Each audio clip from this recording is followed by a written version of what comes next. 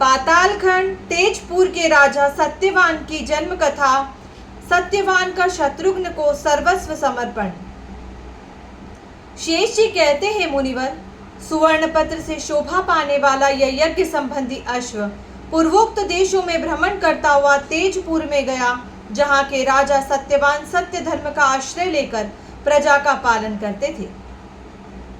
तदंतर शत्रु के नगर का विध्वंस करने वाले श्री रघुनाथ जी के भाई शत्रुघ्न जी करोड़ों वीरों से घिरकर घोड़े के पीछे पीछे उस राजा के नगर से होकर निकले। वह नगर बड़ा रमणीय था, चित्र विचित्र प्रकार उसकी शोभा बढ़ा रहे थे। हजारों देव मंदिरों के कारण वह सब ओर से शोभायमान दिखाई देता था।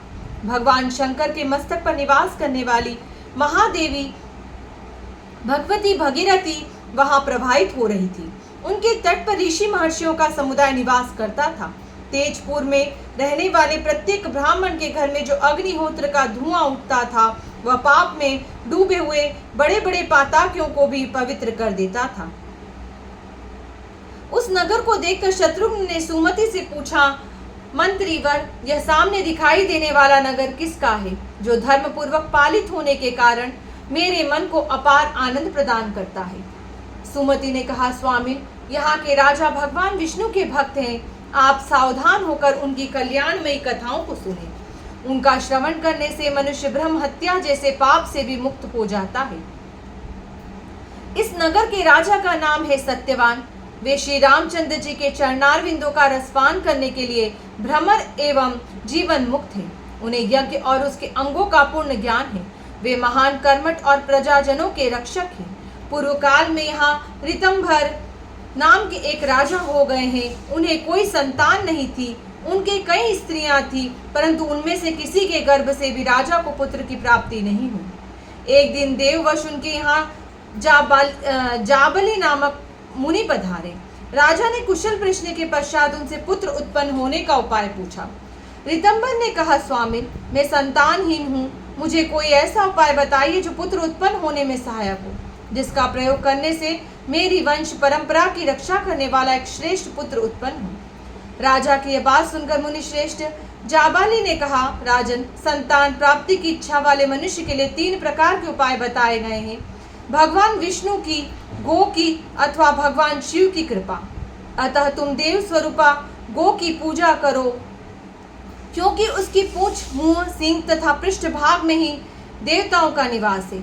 जो प्रतिदिन अपने घर पर घास आदि के द्वारा गो की पूजा करता है, उस पर देवता और पितर सदा संतुष्ट रहते हैं।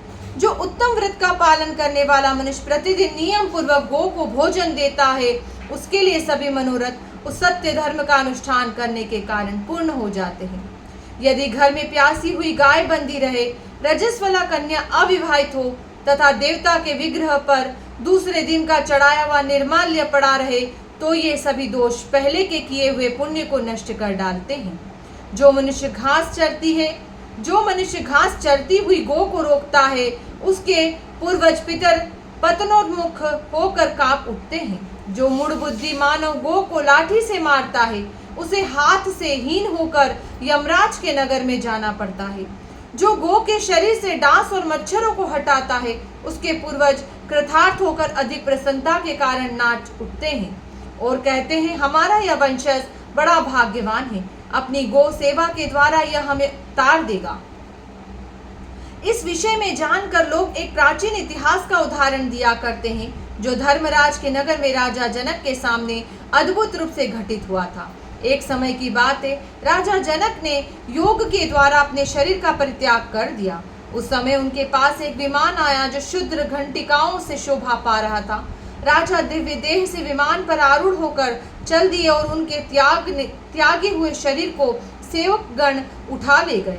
राजा जनक धर्मराज की संयमनीपुरी के निकटवर्ती मार्ग से जा रहे थे। उस समय करोड़ों नरकों में जो पापाचारी जीव यातना भोग रहे थे, वे जनक के शरीर की वायु का स्पर्श पाकर सुखी हो गए। परंतु जब वे उस स्थान से आगे निकले, तो पाप पीड़ित प्राणी उन्हें जाते देख भयभीत होकर जोर जोर से चित्कार करने लगे। वे नहीं जानते थे कि राजा जनक से वियोग हो। उन्हें करुणाजनक वाणी में कहा, पुण्यात्मन, यहाँ से न जाओ। तुम्हारे शरीर को छूकर चलने वाली वायु का स्पर्श पाकर हम यातना पीड़ित प्राणियों को बड़ा सुख मिल रहा है। राजा बड़े धर्मात्मा थे।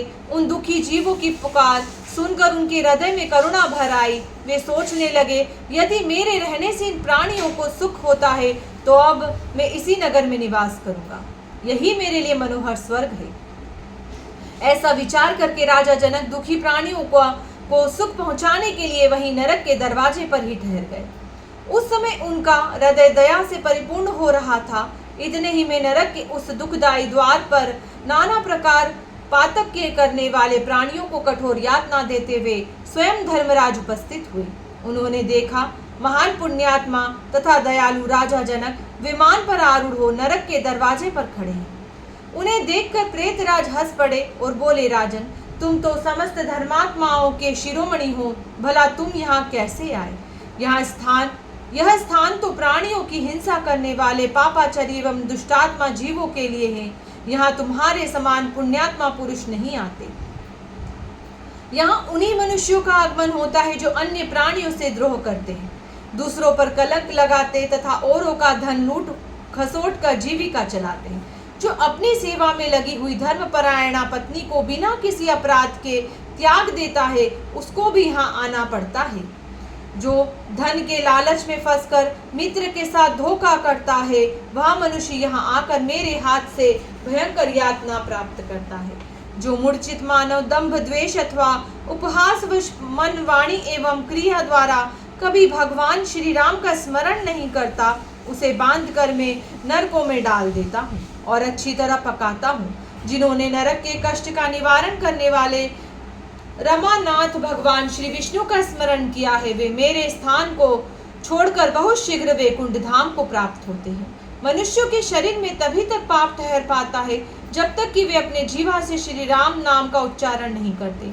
महामते, जो बड़े बड़े पापों का आचरण करने वाले हैं, उन्हीं लोगों को मेरे दूत यहाँ ले आते हैं। तुम्हारे जैसे पुण्यात्माओं की ओर तो वे देख ही नहीं सकते। अतः महाराज, यहाँ से जाओ और अनेक प्रकार के दिव्य भोगों को उपभोग करो। इस श्रेष्ठ विमान पर आरूढ़ होकर अपने उपार्जित किए हुए पुण्य को भोगो। जनक ने कहा, नाथ, मुझे इन दुखी जीवों पर दया आती है, अतः इन्हें छोड़कर मैं नहीं जा सकता। मेरे शरीर के वायु स्पर्श पाकर इन लोगों को सुख मिल रहा है।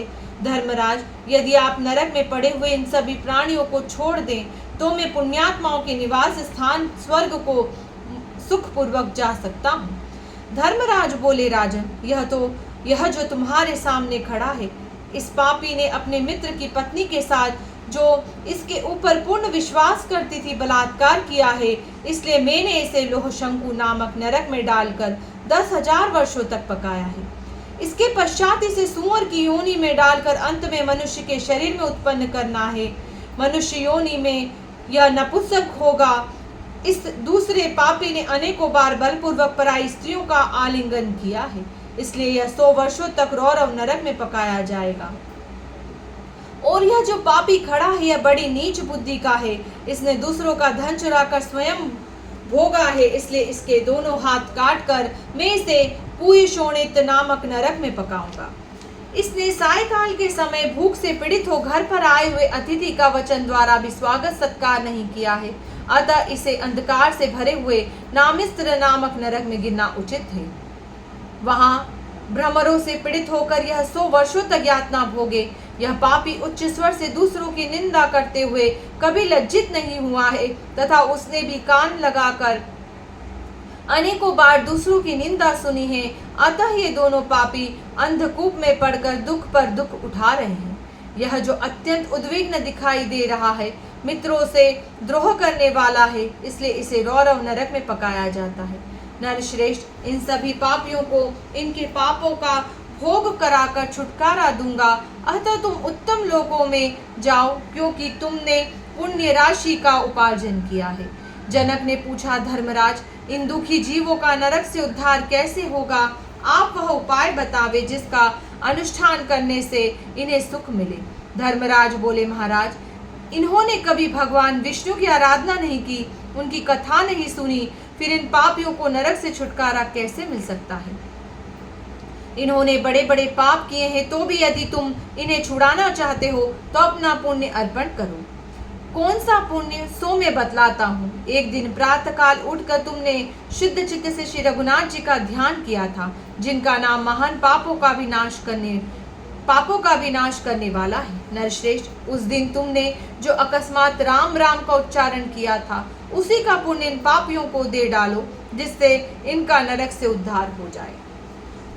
जाबाली कहते हैं, महाराज, बुद्धिमान धर्मराज के उपयुक्त वचन सुनकर राजा जनक ने अपने जीवन भर का कमाया हुआ पुण्य उन पापियों को दे डाला। उनके संकल्प करते ही नरक में पड़े हुए जीव तत्क्षण वहां से मुक्त हो गए और दिव्य शरीर धारण करके जनक से बोले, राजन, आपकी कृपा से हम लोग एक ही क्षण में इस दुखदायी नरक से छुटकारा पा गए। अब हम परम धाम को जा रहे हैं। राजा जनक संपूर्ण प्राणियों पर दया करने वाले थे। उन्होंने नरक से निकले हुए प्राणियों का सूर्य के समान तेजस्वी रूप देखकर मन ही मन बड़े संतोष का अनुभव किया। वे सभी प्राणी दया सागर महाराज जनक की प्रशंसा करते हुए दिव्य लोक को चले गए। नरकस्थ प्राणियों के चले जाने पर राजा जनक ने संपूर्ण धर्मज्ञों में श्रेष्ठ यमराज से प्रश्न किया। राजा ने कहा, धर्मराज, आपने कहा था कि पाप करने वाले मनुष्य ही आपके स्थान पर आते हैं। धार्मिक चर्चा में लगे रहने वाले जीवों का यहाँ आगमन नहीं होता। ऐसी दशा में मेरा यहाँ किसी पाप के कारण आना हुआ है। आप धर्मात्मा है, इसलिए मेरे पाप का समस्त कारण आरंभ से ही बताएं। धर्मराज बोले, राजन, तुम्हारा पुण्य बहुत बड़ा है। इस पृथ्वी पर तुम्हारे समान पुण्य किसी का नहीं। तुम श्री रघुनाथ जी के युगल चरणारविंदों का मकरंद पान करने वाले भ्रमर हो। तुम्हारी कीर्तिमयी गंगा मल से भरे हुए समस्त पापियों को पवित्र कर देती है। वह अत्यंत आनंद प्रदान करने वाली और दुष्टों को तारने वाली है। तथापि तुम्हारा एक छोटा सा पाप भी, जिसके कारण तुम पुण्य से भरे होने पर भी संयमनीपुरी के पास आए हो। एक समय की बात है, एक गाय कहीं चर रही थी। तुमने पहुंचकर उसके चरने में रुकावट डाल दी। उसी पाप का यह फल है कि तुम्हें नरक का दरवाजा देखना पड़ता है। इस समय तुम उससे छुटकारा पा गए तथा तुम्हारा पुण्य पहले से बहुत बढ़ गया। अतः अपने पुण्य द्वारा उपार्जित नाना प्रकार के उत्तम भोगों का उपभोग करो। श्री रघुनाथ जी करुणा के सागर है। उन्होंने इन दुखी जीवों का दुख दूर करने के लिए ही संयमनी के इस महामार्ग में तुम जैसे वैष्णव को भेज दिया है। सूरत, यदि तुम इस मार्ग से नहीं आते तो इन बेचारों का नरक से उद्धार कैसे होता। महामते, दूसरों के दुख से दुखी होने वाले तुम्हारे जैसे दयाधाम महात्मा आर्त प्राणियों का दुख दूर करते ही हैं। जाबाली कहते हैं, ऐसा कहते हुए यमराज को प्रणाम करके राजा जनक परम धाम को चले गए। इसलिए नृपश्रेष्ठ, तुम गो की पूजा करो। वह संतुष्ट होने पर भी तुम्हें शीघ्र ही धर्मपरायण पुत्र देगी। सुमति कहते हैं, सुमित्रानंदन, जाबाली के मुंह से धेनु पूजा की बात सुनकर राजा ऋतंभर ने आदर पूर्वक पूछा, मुने, गो की किस प्रकार यत्न पूर्वक पूजा करनी चाहिए? पूजा करने से वह मनुष्य को कैसा बना देती है? तब जाबाली ने विधि के अनुसार धेनु का पूजन इस प्रकार वर्णन किया।